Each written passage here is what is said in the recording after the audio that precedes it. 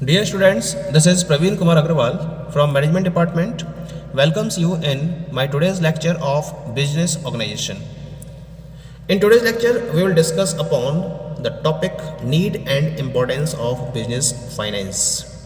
यानी कि किसी भी पर्टिकुलर बिजनेस फर्म को बिजनेस फाइनेंस की क्यों ज़रूरत रहती है या बिजनेस फाइनेंस की किसी भी पर्टिकुलर फर्म के पॉइंट ऑफ व्यू से क्या इम्पोर्टेंस है। आज हम इस पर एक प्रॉपर डिटेल में डिस्कशन करेंगे। जब हम आज के टाइम की बात करते हैं, मॉडर्न एज की बात करते हैं, then each and every entrepreneurial या बिजनेस एक्टिविटी को परफॉर्म करने के लिए हमें फाइनेंस की रिक्वायरमेंट है ही। बिना फाइनेंस की रिक्वायरमेंट के हम किसी भी पर्टिकुलर बिजनेस एक्टिविटी को परफॉर्म नहीं कर सकते, क्योंकि ये जितनी भी इकोनॉमिक एक्टिविटीज़ होती हैं उनके लिए एक लाइफ ब्लड का काम करती हैं। जैसा बॉडी के अंदर, ह्यूमन बॉडी के अंदर लाइफ की वर्किंग होती है, बिना लाइफ के ह्यूमन बॉडी प्रॉपर फंक्शन नहीं कर सकती, उसी तरीके से बिना फाइनेंस के किसी भी इकोनॉमिक एक्टिविटी को प्रॉपरली हैंडल नहीं किया जा सकता। तो इन पॉइंट्स को ध्यान में रखते हुए हम इसके कुछ पर्टिकुलर नीड एंड इंपॉर्टेंस के पॉइंट्स को डिस्कस करेंगे। क्या क्या है वो point? The very first point is that is establishment of business enterprise. सबसे बड़ी बात क्या है कि जब हम किसी बिजनेस एंटरप्राइज को एस्टेब्लिश करते हैं, किसी भी टाइप की एंटरप्राइज क्यों ना हो, ट्रेडिंग हो, मैन्युफैक्चरिंग हो, ट्रेडिंग प्लस मैन्युफैक्चरिंग हो, या कैसी भी कोई एंटरप्राइज क्यों ना हो, हर एंटरप्राइज को एस्टेब्लिश करने के लिए आपको फाइनेंस की रिक्वायरमेंट होती ही होती है। जैसे आपको कंपनी का रजिस्ट्रेशन कराना है, इसका इनकॉर्पोरेशन करना है, या फिर सर्टिफिकेट ऑब्टेन करना है जिससे कि बिजनेस को स्टार्ट किया सके, या फिर आपको परमिशन लेटर को ऑब्टेन करना है, इसके लिए आपको फाइनेंस की रिक्वायरमेंट है।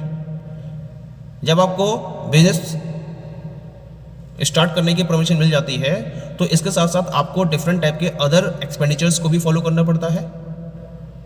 जैसे आपको वर्किंग प्लेस को अरेंज करना है, प्लांट लेआउट डेवलप करना है, प्लांट की बिल्डिंग डेवलप करनी है, मशीनरीज को परचेज करना है, डिफरेंट टाइप के इक्विपमेंट्स को परचेज करना है, वर्किंग मटेरियल को परचेज करना है, प्रॉपर फिनिशिंग करनी है अपने प्लांट लेआउट की, एम्प्लॉयज़ को सैलरीज पे करनी है, या और भी डिफरेंट टाइप के एक्सपेंसेस इनकर्ड करने हैं जिससे कि आप अपने ऑपरेशंस को कंटिन्यूएशन में ला सको। तो उसके लिए भी आपको किसकी रिक्वायरमेंट है? बिजनेस फाइनेंस की रिक्वायरमेंट है। तो बिना बिजनेस फाइनेंस के या बिना कैपिटल के अरेंजमेंट के आप ये सारे अरेंजमेंट्स नहीं कर सकते। ना तो आपको परमिशन लेटर मिल सकता है बिजनेस को स्टार्ट करने का, और ना ही उसके लिए जितने भी रिसोर्सेज आपको परचेज करने हैं उन्हें आप बिना फाइनेंस के परचेज नहीं कर सकते। The second point is efficient operation of business. अपने बिजनेस ऑपरेशन को आपको एफिशिएंट वे में रन करना है अगर, तो भी आपको बिजनेस फाइनेंस की रिक्वायरमेंट होगी। अगर आपके पास फाइनेंस की अवेलेबिलिटी नहीं है तो आप डिफरेंट टाइप के बिजनेस ऑपरेशंस को एफिशिएंट वे में परफॉर्म नहीं कर सकते। इसका एक प्रॉपर रीजन है। क्या है वो रीजन? क्योंकि बिना फाइनेंस के आप डिफरेंट टाइप की कमोडिटीज़ को या फिर रॉ मटेरियल को परचेज नहीं कर सकते, रॉ मटेरियल को फिनिश प्रोडक्ट में कन्वर्ट नहीं कर सकते, या फिर आप उन्हें मार्केट में कंज्यूमर्स को सेल नहीं कर सकते। तो अगर आप अपने ऑपरेशंस की एफिशिएंसी को इंक्रीज करना चाहते हो तो इस एफिशिएंसी को इंक्रीज करने के लिए भी आपको फाइनेंस की ही रिक्वायरमेंट होती है। बिना फाइनेंस के ये पर्टिकुलर एक्टिविटीज प्रॉपरली परफॉर्म नहीं की जा सकती। सेकंड के बाद third need is development and extension of business. कोई पर्टिकुलर बिजनेस है जो अपने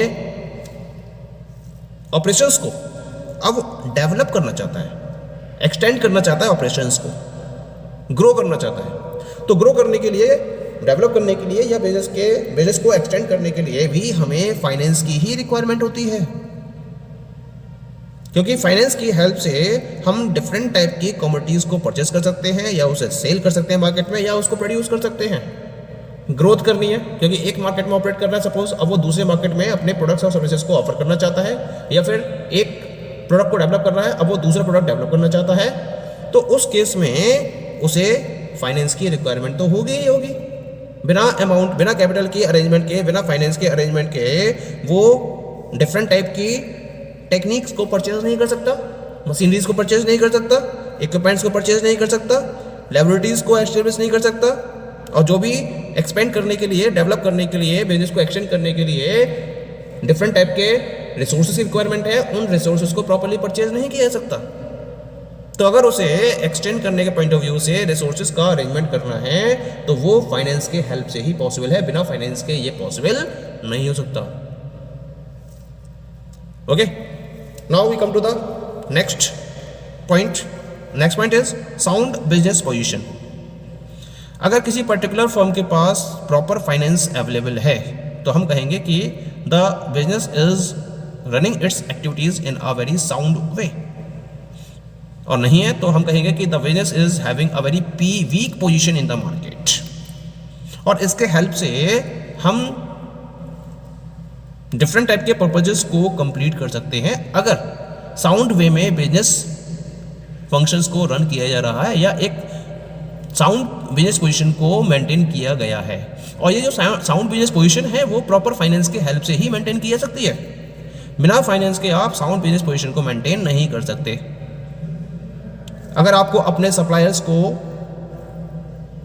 रॉ मटेरियल के रेफरेंस में पेमेंट करना है, या फिर आपको अपने एम्प्लॉयज को रेम्युनरेशन पे करनी है और उनको डिफरेंट टाइप की फैसिलिटीज प्रोवाइड करनी है,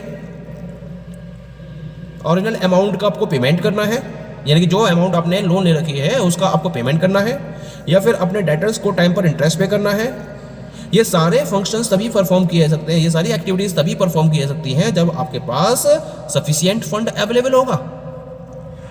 इसके साथ साथ आप अदर रिस्पॉन्सिबिलिटीज़ को भी प्रॉपर वे में परफॉर्म कर सकते हो, इजी वे में परफॉर्म कर सकते हो अगर आपके पास प्रॉपर फंड की रिक्वायरमेंट है। और अगर आप ये सारे पर्टिकुलर एक्टिविटीज़ प्रॉपरली और टाइम पर फॉलो कर रहे हो, इसका मतलब आपकी बिजनेस पोजीशन एक साउंड वे में फॉलो की जा रही है। यानी कि फाइनेंस की रिक्वायरमेंट तो है ही, बिना फाइनेंस की रिक्वायरमेंट के, बिना कैपिटल की, बिना मनी की रिक्वायरमेंट के आप अपनी साउंड बिजनेस पोजीशन को मार्केट में मेंटेन नहीं कर सकते। The next need for finance is due to facing competition और for marketing expenses, because there is a cut throat competition in the market. बहुत रफ एंड टफ कॉम्पिटिशन आज की as में हो गया है, क्योंकि एक पर्टिकुलर प्रोडक्ट को सेल करने वाली नंबर ऑफ फर्म्स की क्वांटिटी ज़्यादा है और उसकी वजह से मार्केट में कॉम्पिटिशन बहुत टफ कंडीशन में है। तो इसी वजह से अगर आप अपने प्रोडक्ट को अपने कॉम्पिटिटर से बेटर वे में सेल करना चाहते हो तो उसके लिए आज की डेट में डिफरेंट टाइप के प्रमोशनल टूल्स का यूज़ किया जाता है। ये डिफरेंट टाइप के प्रमोशनल टूल्स कौन कौन से हैं, जैसे एडवर्टाइजिंग है, पर्सनल सेलिंग है, पब्लिक रिलेशंस है, पब्लिसिटी है। इन सारे प्रमोशनल टूल्स का यूज़ किया जाता है बाय द एंटरप्रेन्योर, जिससे कि वो अपने कंज्यूमर्स तक प्रॉपर प्रोडक्ट के बारे में इंफॉर्मेशन अवेलेबल करा सके, इसके साथ साथ उनको प्रॉपरली परसुएट कर सके और प्रोडक्ट को प्रॉपर वे में डिस्ट्रीब्यूट कर सके बेटर देन इट्स कॉम्पिटिटर्स, यानी कि अपने कॉम्पिटिटर से बेटर वे में वो सारी एक्टिविटीज़ को फॉलो कर सके, जिससे कि वो अपने प्रोडक्ट को मैक्सिमम क्वांटिटी तक सेल कर सके। तो इन सारी एक्टिविटीज़ को भी परफॉर्म करने के लिए आपको फाइनेंस की ही रिक्वायरमेंट होती है। जब तक फाइनेंस की अवेलेबिलिटी नहीं होगी, मनी की अवेलेबिलिटी नहीं होगी, आप अपने प्रमोशनल बजट को डिसाइड नहीं कर सकते और उसके बेसिस पर मार्केट में कंपटीशन को फेस नहीं कर सकते, या डिफरेंट टाइप के मार्केटिंग एक्सपेंसेस हैं उनको आप इनकर्ड नहीं कर सकते। Okay, the next one is for infrastructural facilities. जब एक ऑर्गेनाइजेशन को सेटअप किया जाता है तो डिफरेंट टाइप की इंफ्रास्ट्रक्चरल फैसिलिटीज आपको अरेंज करनी होती हैं। क्या क्या होती हैं वो इंफ्रास्ट्रक्चर फैसिलिटीज? जैसे आपको ऑफिस साइट को डेवलप करना है, प्लांट इंस्टॉलेशन को डेवलप करना है for the establishment of the industries, industry का डेवलप करना है, डेवलपमेंट करना है। तो इंडस्ट्री का एस्टेब्लिशमेंट करना है, उसका डेवलपमेंट करना है, तो प्लांट को आपको इंस्टॉल करना है प्रॉपर्ली। एक आपको प्लेस सेलेक्ट करना है जहां पर आप रॉ मटेरियल को फिनिश प्रोडक्ट में कन्वर्ट करोगे। वाटर फैसिलिटीज़ अरेंज करनी है, इलेक्ट्रिसिटी फैसिलिटीज़ अरेंज करनी है, टेलीफोन फैसिलिटीज़ अरेंज करनी है। इन सारी फैसिलिटीज़ को अरेंज करने के लिए भी आपको किसकी रिक्वायरमेंट होगी? फंड की रिक्वायरमेंट होगी, कैपिटल की रिक्वायरमेंट होगी, फाइनेंस की रिक्वायरमेंट होगी, क्योंकि बिना फाइनेंस की अवेलेबिलिटी के आप इन सारी इंफ्रास्ट्रक्चरल फैसिलिटीज़ को अरेंज नहीं कर सकते। Okay, the next one is modernisation of business. Modernisation का मतलब क्या है? क्योंकि एनवायरमेंटल फैक्टर्स में बहुत तेज़ी से चेंज हो रहे हैं, लगातार रिसर्च हो रही है और रिसर्च की वजह से नई नई टेक्नोलॉजीज मार्केट में एग्जिस्ट कर रही हैं, और इसकी वजह से क्या होता है कि बिजनेसेस अपने आप को मॉडर्नाइज करना चाहते हैं। क्योंकि अगर आप ओल्ड पैटर्न पर ही अपने प्रोडक्ट को सेल करते रहोगे तो कंज्यूमर्स आपके प्रोडक्ट को परचेस करने में लॉन्ग पीरियड ऑफ टाइम तक इंटरेस्टेड नहीं होंगे, इससे आपकी सेल लगातार डाउन होगी। तो इसी वजह से आप अपने आप को चेंजिंग कंडीशंस के अकॉर्डिंग मॉडर्नाइज करते हो। मॉडर्नाइज करने के लिए आपको नई टेक्निक्स को अडॉप्ट करना होता है, न्यू सोर्सेज को सर्च करना होता है, नई मशीनरीज को इंस्टॉल करना होता है, नए टाइप के प्रोडक्ट्स को प्रोड्यूस करने के लिए या नए टाइप के प्रोडक्ट्स को के बारे में आपको थिंक करना होता है, उनके प्रोडक्शन के बारे में आपको डिसीजंस लेने होते हैं, प्रॉपर आपको कंप्यूटराइजेशन को फॉलो करना होता है, यानी कि ऑटोमेशन प्रोसेस को आप फॉलो करना चाहते हो। तो इन सारे पर्टिकुलर अरेंजमेंट्स को कंप्लीट करने के लिए आपको फंड की रिक्वायरमेंट होती है। बिना फाइनेंस की रिक्वायरमेंट के, बिना कैपिटल की रिक्वायरमेंट के आप इन सारे रिसोर्सेज को प्रॉपरली अरेंज नहीं कर सकते हो, और मॉडर्नाइजेशन भी पॉसिबल नहीं हो पाएगा अगर ये रिसोर्सेज अरेंज नहीं हुए तो इसी वजह से हमें फाइनेंस की रिक्वायरमेंट होती है अपने बिजनेस को प्रॉपर वे में मॉडर्नाइज करने के लिए, जिससे कि हम कॉम्पिटिटर्स के साथ में प्रॉपरली फाइट कर सकें और अपने कंज्यूमर्स को बेटर और बेस्ट सर्विसेज और प्रोडक्ट्स प्रोवाइड कर सकें। Okay, the next point is labour welfare and social security.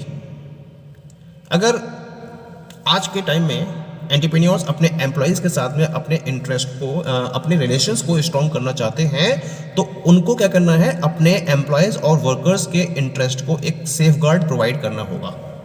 और इस सेफगार्ड को प्रोवाइड करने के लिए उन्हें डिफरेंट टाइप की फैसिलिटीज़ उन्हें प्रोवाइड करनी होती हैं, जैसे कि हाउसिंग फैसिलिटीज़ हैं, हेल्थ फैसिलिटीज़ हैं, एजुकेशन फैसिलिटीज़ हैं, लाइब्रेरीज़ हैं, रीडिंग रूम्स हैं, ट्रेवलिंग फैसिलिटीज़ हैं। ये सारी फैसिलिटीज़ उनको प्रोवाइड करनी होंगी।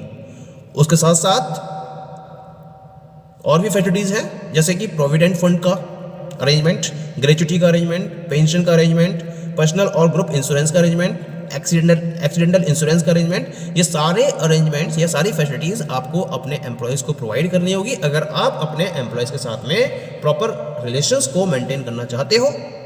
और इन सब के लिए भी किसकी रिक्वायरमेंट है? फंड की रिक्वायरमेंट है, फाइनेंस की रिक्वायरमेंट है, क्योंकि बिना फाइनेंस के आप ये सारे पर्टिकुलर सर्विसेज या फैसिलिटीज़ अपने एम्प्लॉयज़ को प्रोवाइड नहीं कर सकते। Okay, and the last one is the other needs. इसके अलावा और भी बहुत सारी नीड्स हैं, जैसे कि रिसर्च एंड डेवलपमेंट फैसिलिटीज़ आपको अरेंज करनी है, इंटरनेशनल ट्रेड को फोकस करना है, या वेरियस स्कीम्स जो इंडस्ट्रियल एंड बिजनेस डेवलपमेंट के लिए रन की गई हैं उनका बेनिफिट आपको लेना है। तो इन सारी पर्टिकुलर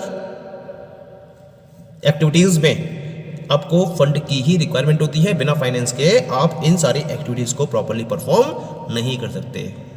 कंक्लूजन है कि अगर आपको अपने बिजनेस को सक्सेसफुल वे में रन करना है, कंपटीशन को फाइट करना है और मैक्सिमम ग्रोथ को अचीव करना है, तो उसके लिए आपके पास सफिशिएंट क्वांटिटी में फंड की अवेलेबिलिटी होनी जरूरी है। Okay, thank you.